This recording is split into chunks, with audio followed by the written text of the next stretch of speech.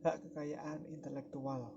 Pengertian hak kekayaan intelektual atau HKI adalah hak eksklusif yang diberikan kepada seseorang atau sekelompok orang yang menghasilkan karya dari olah pikirnya, yang memiliki wujud, sifat, dan memenuhi kriteria tertentu berdasarkan peraturan perundang-undang yang berlaku. Sejarah hak kekayaan intelektual. Pemerintah kolonial Belanda pertama kali memperkenalkan undang-undang tentang perlindungan HKI pada tahun 1844. Pemerintah Belanda kemudian membuat peraturan perundang-undang tentang merek pada tahun 1885, paten pada tahun 1910, dan hak cipta pada tahun 1912. Bangsa Indonesia memproklamasikan kemerdekaan pada tanggal 17 Agustus 1945, tetap menggunakan UU Hak Cipta dan UU Merek Peninggalan Kolonial Belanda, tetapi tidak lagi menggunakan UU Paten karena dianggap bertentangan dengan pemerintah Indonesia. Pemerintah Republik Indonesia menetapkan UU Nomor 21 Tahun 1961 tentang merek untuk menggantikan UU Merek Peninggalan Kolonial Belanda. Penetapan ini dilakukan untuk melindungi masyarakat dari bidang tiruan. Pemerintah RI mengesahkan UU Nomor 6 Tahun 1982 tentang hak cipta untuk menggantikan UU Hak Cipta Peninggalan Kolonial Belanda. Pengesahan ini dilakukan untuk mendorong dan melindungi penciptaan, penyebarluasan hasil kebudayaan di bidang karya ilmu, seni, dan sastra, serta mempercepat pertumbuhan kecerdasan kehidupan bangsa. UU ini kemudian diubah pada tanggal 19 September 1987 melalui pengesahan UU Nomor 7 Tahun 1987 karena meningkatnya pelanggaran hak cipta yang dapat membahayakan kehidupan sosial dan menghancurkan kreativitas masyarakat. Presiden RI mengesahkan UU Nomor 6 Tahun 1989 tentang paten pada tanggal 1 November 1989 dan mulai berlaku pada tanggal 1 Agustus 1991. Pengesahan UU ini dimaksudkan karena dalam pembangunan nasional secara umum dan khususnya di sektor industri, teknologi memiliki peran sangat penting. Alasan lain di balik pengesahan UU ini adalah untuk menarik investasi asing dan mempermudah masuknya teknologi ke dalam negeri. Pemerintah RI mengesahkan UU Nomor 19 Tahun 1992 tentang merek pada tanggal 28 Agustus 1992 untuk menggantikan UU Merek 1961 dan mulai berlaku pada tanggal 1 April 1993. Pemerintah Indonesia mengesahkan UU Nomor 14 Tahun 2001 tentang paten dan UU Nomor 15 Tahun 2001 tentang merek pada tahun 2001. Kedua UU ini menggantikan UU yang lama di bidang terkait. Hal ini dilakukan untuk menyelaraskan semua peraturan perundang-undang di bidang KI dengan perjanjian TRIPS. Perjanjian TRIPS adalah perjanjian yang menetapkan standar minimal untuk regulasi kekayaan intelektual di negara-negara anggota World Trade Organization atau WTO. Pemerintah RI menandatangani perjanjian ini pada tanggal 15 April 1994. Ruang lingkup HKI dibagi menjadi dua bagian, yaitu yang pertama hak cipta dan yang kedua hak kekayaan industri. Hak kekayaan industri dibagi lagi menjadi dua, ada hak paten dan hak merek. Sekian, Assalamualaikum warahmatullahi wabarakatuh.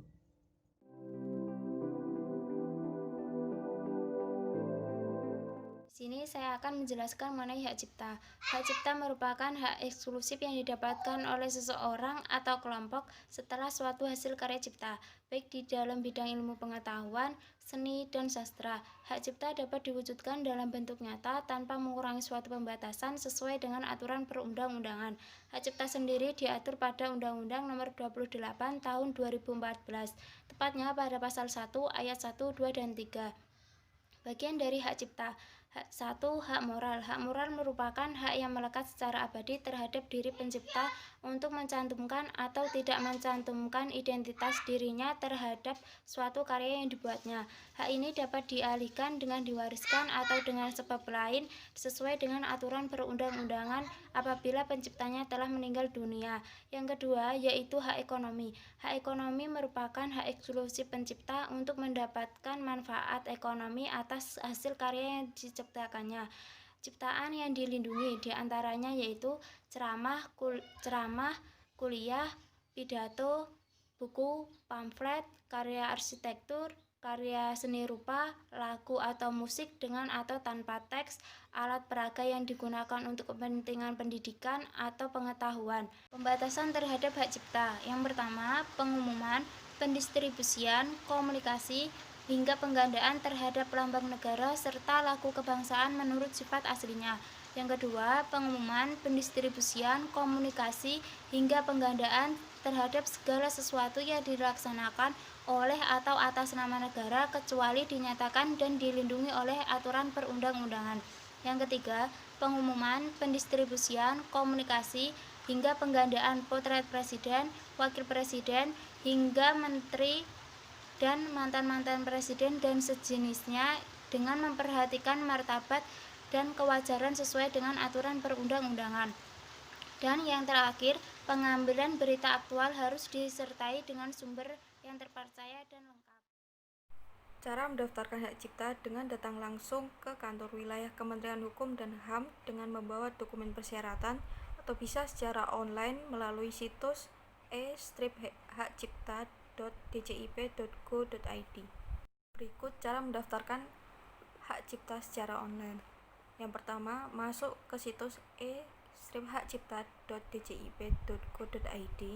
Yang kedua, lakukan registrasi untuk mendapatkan username dan password. Ketiga, login dengan menggunakan username dan password yang telah didapatkan. Keempat, mengunggah dokumen persyaratan. Kelima, melakukan pembayaran setelah mendapatkan kode pembayaran pendaftaran hak cipta. Keenam, menunggu proses pengecekan. Pengecekan dokumen merupakan persyaratan formal. Jika masuk ke kategori jenis ciptaan yang dikecualikan, dilakukan verifikasi terlebih dahulu. Yang terakhir, approval. Sertifikat dapat diunduh dan dicetak sendiri oleh pemohon. Salah satu contoh kasus hak cipta yaitu novel Perahu Kertas yang dirilis pada Agustus 2009 dalam bentuk buku dan bentuk WAP. Namun beberapa bulan kemudian muncul Perahu Kertas versi PDF yang dapat diunduh secara gratis. Setelah ditelusuri, ternyata ada seseorang yang mengunduh dari WAP lalu merilisnya ke internet dengan versi yang berbeda. Penyelesaian kasus tersebut yaitu masyarakat sebagai konsumen merupakan faktor terbesar untuk memberantas pembajakan. Apabila konsumen sadar dampak menggunakan produk tersebut, maka jumlah penjual produk bajakan akan menurun. Selain itu, masyarakat hendaknya melapor pada aparatur negara apabila menemukan orang yang menjual produk bajakan. Syarat mendaftarkan hak cipta. Yang pertama, mengisi formulir pendaftaran ciptaan yang telah disediakan dalam bahasa Indonesia dan diketik rangkap 3. Lembar pertama dari formulir tersebut ditandatangani di atas materai 6000. Yang kedua, surat permohonan pendaftaran ciptaan mencantumkan nama, kewarganegaraan dan alamat pencipta, nama, kewarganegaraan dan alamat pemegang hak cipta, nama, kewarganegaraan dan alamat kuasa, jenis dan judul ciptaan, tanggal dan tempat ciptaan diumumkan untuk pertama kali, uraian ciptaan yang diketik rangkap 3. Yang ketiga, melampirkan bukti kewarganegaraan pencipta dan pemegang hak cipta berupa fotokopi KTP atau paspor. Yang keempat, melampirkan surat kuasa apabila pemohon tersebut diajukan oleh seorang kuasa berupa bukti kewarganegaraan kuasa tersebut. Kelima, apabila pemohon tidak bertempat tinggal di wilayah Indonesia, maka untuk keperluan permohonan pendaftaran ciptaan tersebut harus memiliki tempat tinggal dan menunjuk seorang kuasa di dalam wilayah Indonesia. Yang keenam, apabila permohonan pendaftaran ciptaan diajukan atas nama lebih dari seorang atau suatu badan hukum, maka nama-nama pemohon harus ditulis semuanya dengan menetapkan satu alamat pemohon. Yang terakhir, melampirkan contoh ciptaan yang dimohonkan pendaftarannya atau penggantinya.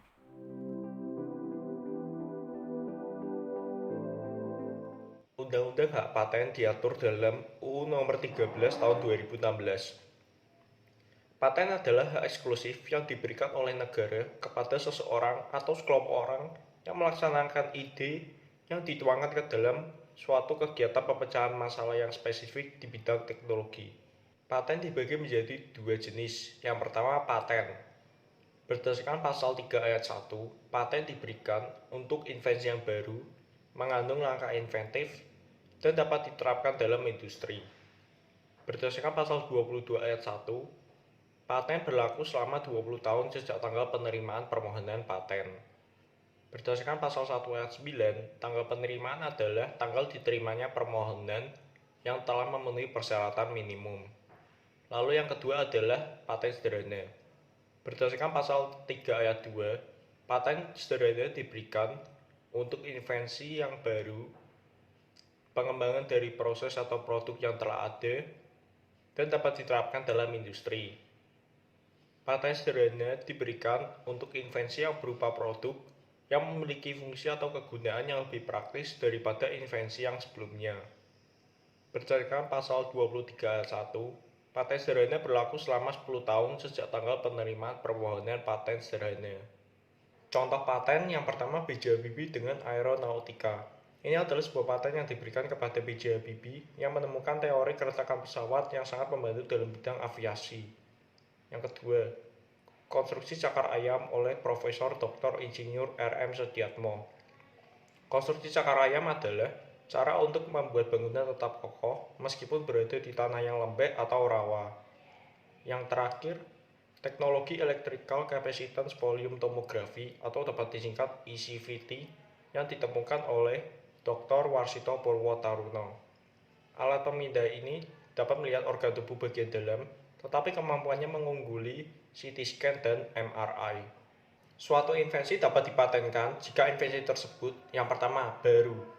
Menurut pasal 5 ayat 1, invensi dikatakan baru jika invensi tersebut tidak sama dengan teknologi yang diungkapkan sebelumnya pada saat pengajuan permohonan paten. Suatu invensi tidak boleh sudah diungkap atau dipublikasikan sebelum permohonan patennya diajukan dan memperoleh tanggal penerimaan. Sebagai contoh, jika suatu invensi diajukan permohonannya dan mendapat tanggal penerimaan pada tanggal 1 Januari 2021, maka publikasi tentang invensi tersebut pada tanggal 31 Desember 2020 akan menggagalkan invensi tersebut untuk mendapatkan paten karena tidak lagi dianggap baru. Yang kedua, mengandung langkah inventif. Menurut pasal 7 ayat 1, invensi dikatakan mengandung langkah inventif jika bagi seseorang yang memiliki keahlian di bidang tertentu merupakan hal yang tidak terduga sebelumnya. Sebagai contoh, permohonan paten terhadap sikat gigi yang dapat dilepas kepala sikatnya dan diganti dengan kepala pisau cukur. Lalu yang terakhir, dapat diterapkan dalam industri. Menurut pasal 8, invensi dikatakan dapat diterapkan dalam industri jika dapat dibuat secara terus-menerus dengan hasil yang tidak berubah-ubah dan dapat digunakan dalam berbagai jenis industri. Sebagai contoh, produk dengan komposisi teh hijau dan jeruk nipis tidak dapat diterapkan dalam industri karena jeruk nipis bisa saja berbeda rasa, ukuran, sehingga harus diurai komposisi kimianya terlebih dahulu. Invensi yang tidak dapat dipatenkan. Menurut pasal 9, invensi yang tidak dapat diberi paten meliputi 1. Proses atau produk yang pengumuman, penggunaan, atau pelaksanaannya bertentangan dengan peraturan perundang-undangan, agama, ketertiban umum, atau kesusilaan. Contohnya yaitu invensi yang memiliki kegunaan dalam pemakaian narkoba. Yang berikutnya adalah metode perawatan, pemeriksaan, pengobatan, dan atau pembedahan yang diterapkan terhadap manusia dan atau hewan. Contohnya yaitu metode operasi sesar. Yang ketiga adalah teori dan metode di bidang ilmu pengetahuan dan matematika. Yang keempat adalah makhluk hidup, kecuali jasad renik. Jasad renik adalah makhluk hidup yang terdiri dari satu atau sekumpulan sel yang memiliki ukuran beberapa mikro. Dan yang terakhir adalah proses biologis yang esensial untuk memproduksi tanaman atau hewan, kecuali proses non-biologis atau proses mikrobiologis. Baik, poin berikutnya adalah bagaimana cara mendaftarkan paten. Dalam mendaftarkan paten, pemohon harus melewati tahap-tahap sebagai berikut. Tahap pertama adalah mendaftarkan permohonan ke Direktorat Jenderal Kekayaan Intelektual dengan memenuhi persyaratan sebagai berikut. Yang pertama, spesifikasi paten yang meliputi judul invensi, latar belakang invensi, uraian invensi, gambar dan uraiannya, serta penjelasan tentang batasan fitur-fitur apa saja yang dinyatakan baru dan inventif oleh inventor sehingga layak untuk diberikan paten. Yang kedua adalah formulir permohonan rangkap 4, dan persyaratan yang ketiga adalah biaya permohonan sebesar Rp750.000. Nah, setelah ketiga syarat tersebut terpenuhi, maka pemohon akan mendapatkan tanggal penerimaan. Kemudian, pemohon harus melengkapi persyaratan formal dalam jangka waktu 3 bulan setelah tanggal penerimaan, yang meliputi 1. Surat pernyataan hak atau surat pengalihan hak. Yang kedua adalah surat kuasa jika permohonan diajukan melalui kuasa. Yang ketiga adalah fotokopi KTP atau identitas pemohon jika pemohon adalah perorangan. Yang keempat adalah fotokopi akta pendirian badan hukum jika pemohon adalah badan hukum. Dan yang terakhir adalah fotokopi NPWP. Kemudian masuk pada tahapan yang kedua, yaitu pemeriksaan oleh Direktorat Jenderal Kekayaan Intelektual. Setelah itu masuk pada tahapan yang ketiga, yaitu setelah seluruh persyaratan tersebut dinyatakan lengkap, maka tahap berikutnya adalah pengumuman di berita resmi paten dan media resmi pengumuman paten lainnya. Dalam masa pengumuman yang berlangsung selama 6 bulan tersebut, masyarakat dapat mengajukan keberatan secara tertulis kepada DJKI jika mengetahui bahwa invensi tersebut tidak memenuhi syarat untuk dipatenkan.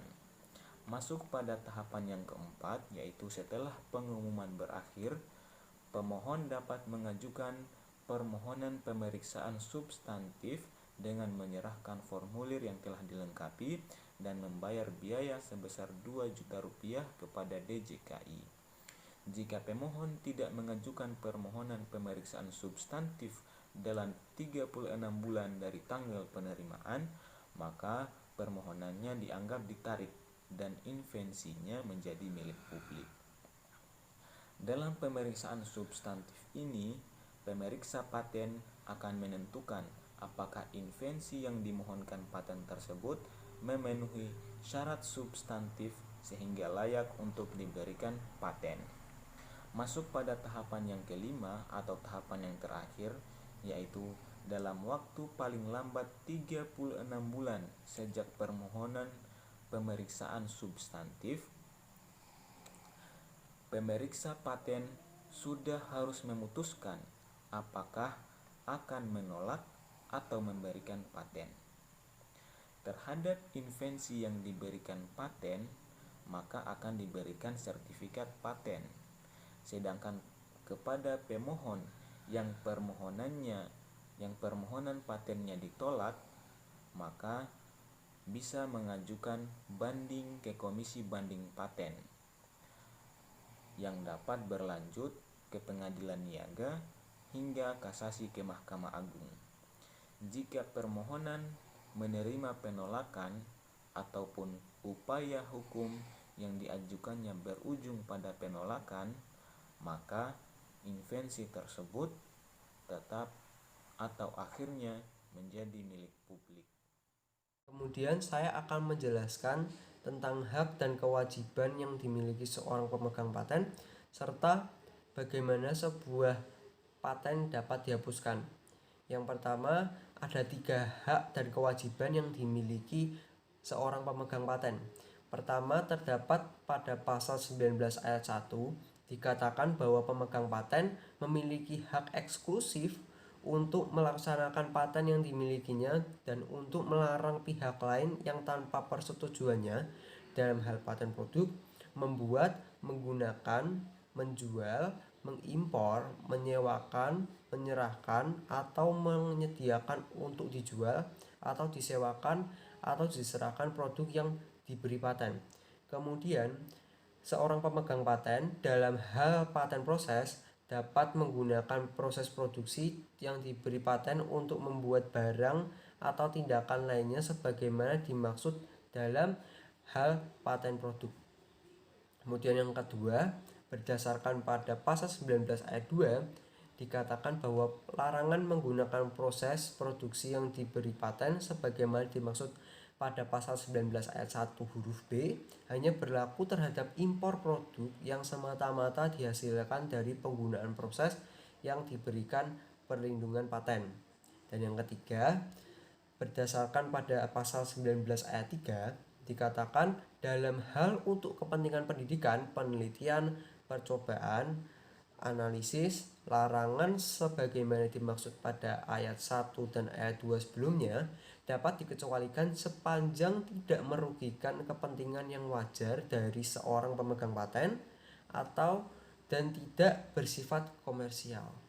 Kemudian yang selanjutnya saya akan menjelaskan bagaimana penyebab-penyebab sebuah paten dapat dihapuskan. Berdasarkan pada sumber pasal 130 dikatakan paten dihapuskan sebagian atau seluruhnya karena yang pertama, permohonan penghapusan dari paten yang dikabulkan oleh menteri. Penghapusan paten dengan alasan sebagaimana dimaksud di sini yang dimana terdapat pada pasal 131 ayat 1 berdasarkan permohonan secara tertulis yang diajukan oleh seorang pemegang paten dan terhadap seluruh atau sebagian klaim kepada menteri. Kemudian yang kedua, putusan pengadilan yang menghapuskan paten dimaksud telah mempunyai kekuatan hukum tetap. Penghapusan paten berdasarkan putusan pengadilan yang dimaksud di sini dilakukan jika paten menurut ketentuan sebagaimana dimaksud dalam pasal 3, pasal 4, atau pasal 9 seharusnya tidak diberikan. Kemudian yang kedua, paten yang berasal dari sumber daya genetik dan atau pengetahuan tradisional tidak memenuhi ketentuan sebagaimana dimaksud dalam pasal 26. Kemudian yang ketiga, paten dimaksud sama dengan paten lain yang telah diberikan kepada pihak lain untuk invensi atau temuan yang sama. Kemudian yang keempat, pemberian lisensi wajib ternyata tidak mampu mencegah berlangsungnya pelaksanaan paten dalam bentuk dan cara yang merugikan kepentingan masyarakat dalam kurun waktu 2 tahun sejak tanggal pemberian lisensi wajib yang bersangkutan atau sejak tanggal pemberian lisensi wajib dalam hal diberikan beberapa lisensi wajib. Kemudian yang kelima atau yang terakhir, pemberian paten melanggar ketentuan sebagaimana dimaksud dalam pasal 20. Kemudian sebuah hal ketiga yang dimana sebuah paten dapat dihapuskan adalah putusan penghapusan paten yang dilakukan oleh Komisi Banding Paten. Kemudian yang keempat, yang terakhir, pemegang paten tidak memenuhi kewajiban membayar biaya tahunan. Berdasarkan pada pasal 126 ayat 1, pembayaran biaya tahunan untuk pertama kali wajib dilakukan paling lambat 6 bulan terhitung sejak tanggal sertifikat paten diterbitkan. Contoh masalah dan penyelesaian hak paten. Kita ambil salah satu contoh kasus pelanggaran hak paten yang terjadi di Indonesia adalah kasus pelanggaran atas hak paten yang menimpa PT Niko Elektronik Indonesia melawan Edi Janto. PT Niko Elektronik Indonesia menjalankan kegiatan usaha, salah satunya pada bidang perakitan barang-barang elektronik, dispenser air dengan menggunakan pintu dengan penutup keran selama kurang lebih 5 tahun. PT Niko Elektronik Indonesia baru mengetahui bahwa Edi Janton telah mempunyai pendaftaran paten sederhana atas dispenser yang dilengkapi dengan pintu penutup keran tersebut, yaitu invensi dengan judul dispenser yang dilengkapi dengan pintu penutup keran pada tanggal 4 Januari 2005. PT Niko Elektronik Indonesia juga menemukan ada invensi yang sama yang telah terdaftar di Cina yang terdaftar sejak tanggal 21 Mei 2003. Oleh karena itu, PT Niko Elektronik Indonesia mengajukan permohonan kepada Pengadilan Niaga pada Pengadilan Negeri Jakarta Pusat untuk membatalkan paten sederhana atas nama Edi Janto tersebut. Karena hak paten sederhana tersebut tidak memiliki unsur kebaruan sebagaimana diisyaratkan dalam UU Paten. Pada umumnya, penyelesaian sengketa hak paten melalui pengadilan niaga diatur dalam pasal 117 Undang-Undang Paten yang mana pihak yang berhak atau menjadi subjek paten diatur dalam pasal 10, pasal 11, dan pasal 12 dapat menggugat kepada pengadilan niaga suatu paten diberikan pada pihak lain selain dari yang berhak.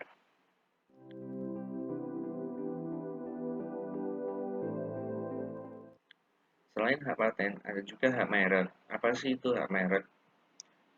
Hak merek dalam pasal 1/1 Undang-Undang Merek 2001 diberikan suatu definisi tentang merek, yaitu tanda yang berupa gambar, nama, kata, huruf-huruf, angka-angka, susunan warna, atau kombinasi dari unsur-unsur tersebut yang memiliki daya pembeda dan digunakan dalam kegiatan perdagangan barang atau jasa. Nah, ada juga jenis-jenis merek lainnya. Menurut Undang-Undang Nomor 15 Tahun 2001 tentang merek, secara umum merek terbagi menjadi 3, yaitu yang pertama ada merek dagang. Merek dagang yaitu merek yang digunakan pada barang yang diperdagangkan oleh seseorang atau beberapa orang secara bersama-sama atau badan hukum untuk membedakan dengan barang-barang sejenis lainnya. Yang kedua, ada merek jasa, yaitu merek yang digunakan pada jasa yang diperdagangkan oleh seseorang atau beberapa orang secara bersama-sama atau badan hukum untuk membedakan dengan jasa-jasa sejenis lainnya. Yang ketiga, ada merek kolektif, yaitu merek yang digunakan pada barang dan atau jasa dengan karakteristik yang sama yang diperdagangkan oleh beberapa orang atau badan hukum secara bersama-sama untuk membedakan barang dan atau jasa sejenis lainnya.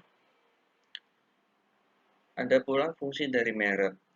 Merek berfungsi untuk memberikan identitas pada barang atau jasa dan berfungsi menjamin kualitas suatu barang dan jasa bagi konsumen. Mereka juga berfungsi sebagai pembeda dari produk barang atau jasa yang dibuat oleh orang lain atau badan hukum dengan produk barang atau jasa yang dibuat oleh seseorang atau badan hukum lainnya. Menurut Saidin tahun 2004, fungsi merek antara lain adalah yang pertama, sebagai fungsi indikator sumber. Artinya, merek berfungsi untuk menunjukkan bahwa suatu produk bersumber secara sah pada suatu unit usaha dan karenanya juga berfungsi untuk memberikan indikasi bahwa produk itu dibuat secara profesional. Yang kedua, ada fungsi indikator kualitas. Artinya, merek berfungsi sebagai jaminan kualitas, khususnya dalam kaitan dengan produk-produk bergengsi. Yang ketiga, ada fungsi sugestif. Merek berfungsi memberikan kesan akan menjadi kolektor produk tersebut. Ada 3 fungsi pendaftaran merek. Yang pertama, alat bukti bagi pemilik yang berhak atas merek yang didaftarkan. Yang kedua, dasar penolakan terhadap merek yang sama keseluruhan yang dimohonkan oleh pendaftar lain untuk barang atau jasa sejenisnya. Yang ketiga, dasar untuk mencegah orang lain memakai merek yang sama keseluruhan dalam peredaran untuk barang atau jasa sejenisnya. Nah, merek terdaftar akan mendapat perlindungan hukum selama 10 tahun sejak didaftarkan dan masih dapat diperpanjang. Selanjutnya, ada beberapa merek yang tidak dapat didaftarkan. Menurut pasal 20 Undang-Undang Merek, indikasi geografis tidak dapat didaftarkan apabila 1. Bertentangan dengan ideologi negara, peraturan perundang-undangan, moralitas, agama, kesusilaan, atau ketertiban umum. Yang kedua, sama dengan, berkaitan dengan, atau hanya menyebut barang atau jasa yang dimohonkan pendaftarannya. Yang ketiga, memuat unsur yang dapat menyesatkan masyarakat atau menggunakan nama varietes tanaman yang dilindungi untuk barang atau jasa yang sejenis. Keempat, memuat keterangan yang tidak sesuai dari barang atau jasa yang diproduksi. Kelima, tidak memiliki daya pembeda. Yang keenam, merupakan nama umum dan atau lambang milik umum. Selanjutnya, terdapat merek yang ditolak. Menurut pasal 21 Undang-Undang Merek dan indikasi geografis, mereka ditolak apabila 1. Pemohonan merek yang mempunyai persamaan dengan pihak lain dan indikasi geografis terdaftar. 2. Pemohonan merek yang menyerupai dan meniru pihak lain kecuali atas persetujuan tertulis dari pihak yang berwenang. Ketiga, diajukan oleh pemohon yang beretikat tidak baik. Lalu ada beberapa langkah untuk mendaftarkan merek. Yang pertama, mengajukan permohonan dan melengkapi persyaratan kepada Ditjen KI. Kedua, jika ada persyaratan yang belum lengkap, pemohon diminta untuk melengkapi dalam waktu paling lama 2 bulan terhitung sejak tanggal pemberitahuan. Yang selanjutnya, setelah persyaratan lengkap, dalam waktu paling lama 30 hari akan dilakukan pemeriksaan substansif dalam waktu paling lama 9 bulan. Sejak penerimaan surat pemberitahuan pemeriksaan substansif, pemohon dapat menyampaikan tanggapannya disertai alasan. Jika tidak ada tanggapan, Ditjen Haki menetapkan putusan tentang penolakan permohonan tersebut. Jika pemohon menyampaikan tanggapan dan tanggapan diterima, akan diumumkan dalam halaman resmi merek dalam waktu paling lama 10 hari sejak permohonan disetujui, dan begitu pula sebaliknya. Lalu, pemohonan yang diterima, Ditjen KI akan menerbitkan sertifikat merek kepada pemohon dalam waktu paling lama 30 hari terhitung sejak berakhirnya jangka waktu pengumuman. Nah, yang terakhir, banding dapat diajukan kepada Komisi Banding apabila permintaan pendaftaran merek ditolak oleh Ditjen KI berdasarkan alasan yang bersifat substansif. Penyebab penolakan permohonan pendaftaran merek. Berdasarkan pasal 21 ayat 1 dan 2, permohonan pendaftaran merek ditolak apabila merek tersebut pertama mempunyai persamaan pada pokoknya atau keseluruhannya dengan merek terdaftar milik pihak lain atau dimohonkan lebih dahulu oleh pihak lain untuk barang atau jasa sejenis. Yang kedua, mempunyai persamaan pada pokoknya atau keseluruhannya dengan merek terkenal milik pihak lain, barang atau jasa sejenis. Yang ketiga, mempunyai persamaan pada pokoknya atau keseluruhannya dengan merek terkenal milik pihak lain atau barang atau jasa yang tidak sejenis yang memenuhi persyaratan tertentu. Yang keempat, mempunyai persamaan pada pokoknya atau keseluruhannya dengan indikasi geografis terdaftar. Yang kelima, merupakan atau menyerupai nama atau singkatan nama orang terkenal, foto, atau nama badan hukum yang dimiliki orang lain kecuali atas persetujuan tertulis dari yang berhak. Yang keenam, merupakan tiruan atau menyerupai nama atau singkatan nama, bendera, lambang atau simbol atau emblem dari suatu negara atau lembaga nasional maupun internasional kecuali atas persetujuan tertulis pada pihak yang berwenang. Yang ketujuh, merupakan tiruan atau menyerupai tanda atau cap atau stempel yang digunakan oleh negara atau lembaga pemerintah kecuali atas persetujuan tertulis oleh pihak yang berwenang. Selanjutnya, penghapusan pendaftaran merek. Berdasarkan pasal 72 ayat 1, 2, dan 3, penghapusan merek terdaftar dapat diajukan oleh pemilik merek atau melalui kuasanya baik untuk sebagian maupun seluruh jenis barang atau jasa kepada menteri. Jika merek masih terikat perjanjian lisensi, penghapusan hanya dapat dilakukan jika hal tersebut disetujui secara tertulis oleh penerima lisensi. Berdasarkan pasal 1 ayat 18, lisensi adalah izin yang diberikan oleh pemilik merek terdaftar kepada pihak lain berdasarkan perjanjian secara tertulis sesuai peraturan perundang-undangan untuk menggunakan merek terdaftar. Berdasarkan pasal 72 ayat 5, penghapusan pendaftaran merek dicatat dan diumumkan oleh berita resmi merek.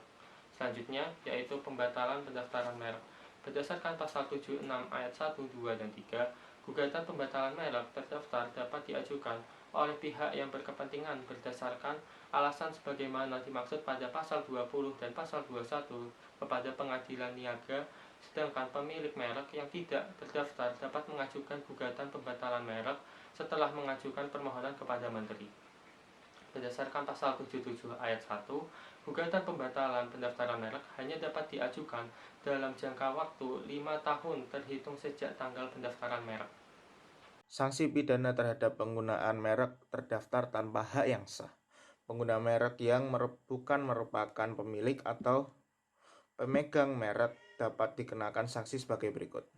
Pada sumber yang menurut pasal 100 ayat 1, setiap orang yang dengan tanpa hak menggunakan merek yang sama pada keseluruhannya dengan merek terdaftar milik pihak lain atau barang dan atau jasa sejenis yang diproduksi dan atau diperdagangkan dipidana dengan pidana penjara paling lama 5 tahun dan atau denda paling banyak 2 miliar. Dan menurut sumber pasal 100 ayat 2, setiap orang dengan tanpa hak menggunakan merek yang mempunyai persamaan pada pokoknya dengan merek terdaftar milik pihak lain untuk barang dan ataupun jasa sejenisnya yang diproduksi dan atau diperdagangkan dipidana dengan pidana paling lama penjara 4 tahun dan atau denda paling banyak sekitar 2 miliar. Pada sumber yang ketiga pasal 100 ayat 3, setiap orang yang melanggar ketentuan sebagaimana yang dimaksud pada pasal 100 ayat 1 dan 2 yang jenis barangnya mengakibatkan gangguan kesehatan, gangguan lingkungan hidup, dan atau kematian manusia, dipidana dengan pidana penjara paling lama 10 tahun dan atau paling banyak denda 5 miliar rupiah. Lalu, untuk contoh kasusnya, seperti ini. Perusahaan asal Amerika Serikat, Monster Energy pada tanggal 7 November tahun 2014 melayangkan gugatan kepada Andrea Tomaron yang memiliki merek Monster di Indonesia. Merek Monster yang milik perusahaan Monster Energy telah terdaftar dan digunakan sejak 1992 di Amerika Serikat dan beberapa negara lain. Perusahaan tersebut menyatakan keberatan terhadap merek Monster milik Andrea Tamrin yang juga terdaftar pada Diki. Lalu, penyelesaian kasusnya dengan cara Mahkamah Agung memutuskan menerima ekspresi tergugat. Dalam hal ini, Andrea Tamrin yang menyebut gugatan bersifat prematur dan kabur karena tidak memiliki kepentingan otomatis. Dengan begitu, gugatan perusahaan AS itu tidak dapat diterima.